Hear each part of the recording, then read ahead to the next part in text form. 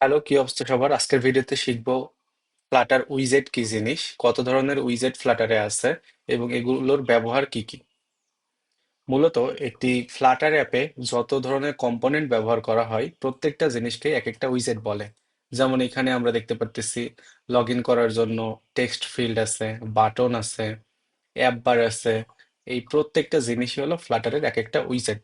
ফ্লাটারে মূলত দুই ধরনের উইজেট আছে, একটা স্টেটলেস উইজেট, একটা স্টেটফুল উইজেট।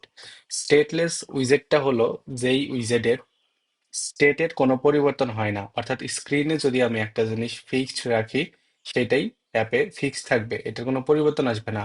আর স্টেটফুল হলো কি, যেমন আমি কোনো একটা বাটনে যদি ক্লিক করি, সেই ক্লিক করার ফলে ওই স্ক্রিনে কোনো একটা কম্পোনেন্টের চেঞ্জ আসতেছে, তাহলে সেই চেঞ্জ আসতে পারতেছে এরকম যে উইজেট, এটা হলো স্টেটফুল উইজেট।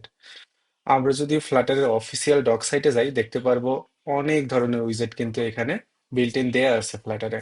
আপনারা চাইলে এই ডক সাইটে গিয়ে এই উইজেট গুলো সম্পর্কে স্টাডি করতে পারেন, ডকুমেন্টেশন গুলো পড়তে পারেন। আবার এখানে ফ্লাটারে কিন্তু অফিসিয়াল ভিডিও দেওয়া আছে কিছু, এই জিনিসগুলো আপনারা দেখতে পারেন। তো আমরা একটা অ্যাপ ক্রিয়েট করব এবং সেই অ্যাপে মূলত স্টেটলেস উইজেট এবং স্টেটফুল উইজেট,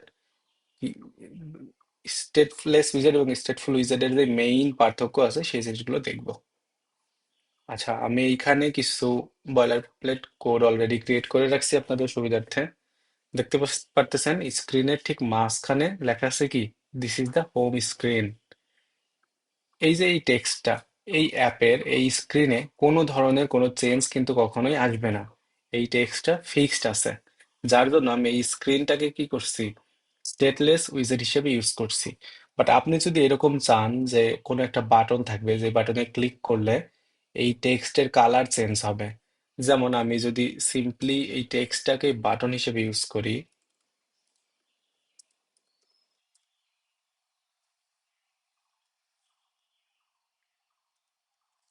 আমরা শুরুতে আগে একটা কালারের ভেরিয়েবল দিয়ে নিব, টেক্সট কালার।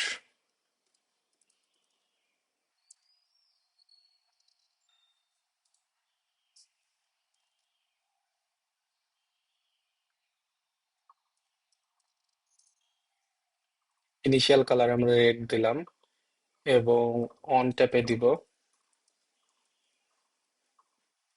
সেট স্টেটের মধ্যে দিলাম text colour equal to green. আমি বুঝাচ্ছি এই টেক্সটে যখন আমরা ক্লিক করব তখন এই টেক্সটের কালার রেড থেকে গ্রিনে চেঞ্জ হবে।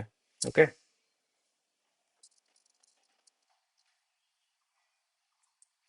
বেশ ইনিশিয়াল কালারটা আমি চেঞ্জ করে জাস্ট হোয়াইট দিলাম, হোয়াইট থেকে এটা চেঞ্জ হয়ে গ্রিন হবে।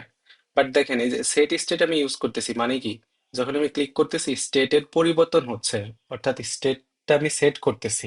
বাট যেহেতু আমি এটাকে একটা স্টেট লেস উইজেটের মধ্যে রাখছি, তার কারণে কিন্তু আমার সেট স্টেটটা কোনোভাবে নিচ্ছেই না, এখানে এরর দেখাচ্ছে। এজন্য আমাকে এটা ফিক্স করতে প্রথমে স্টেটলেস উইজেটটাকে বানাইতে হবে স্টেটফুল উইজেট। এখন দেখেন এই এররটা কিন্তু আর নাই, সেট স্টেটটা এখন কাজ করবে।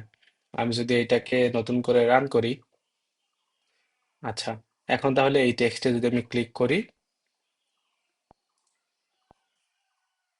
আচ্ছা, ক্লিক করলে কালারটা গ্রিন হচ্ছে। বাট আমার এই টেক্সটের যে কালার এটা ফিক্সড হোয়াইট দিয়ে রাখছি, এটা চেঞ্জ করে আমি দিয়ে দিব টেক্সট কালার। ওকে, টেক্সট কালারটা এখন কি হয়ে গেল, ভেরিয়েবল হয়ে গেল। আমি আবার এটা চেঞ্জ করে দিলাম হোয়াইট, তাহলে এবার ক্লিক করলে আসতেছে সাদা। আবার যদি এটাকে আমি গ্রিন দেই বা অন্য কোনো কালার দেই, ইয়েলো দিলাম, তার মানে এটাতে ক্লিক করলে হলুদ হয়ে যাচ্ছে। এটাই হলো মূলত স্টেটলেস এবং স্টেটফুল উইজার্ডের পার্থক্য।